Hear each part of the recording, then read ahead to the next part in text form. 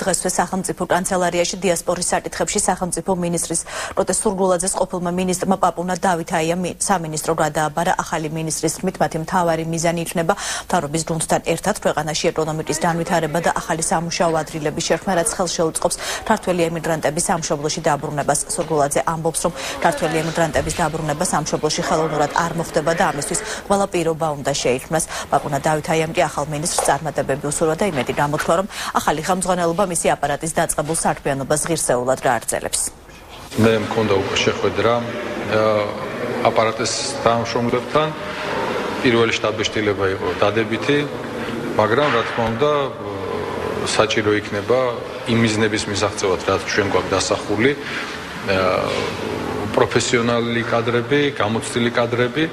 და ეს მუშაობაში გამოჩნდება, მუშაობის პროცესში გამოჩნდება და იქნება მიღებული გადაწყვეტილებები. ჯერ ჩვენ არავის არ უშვებთ, ვინც თვითონ გადაწყვიტა წასვლა ეს სწავლა და შესაბამისად მოვა სხვა თანამშრომლები.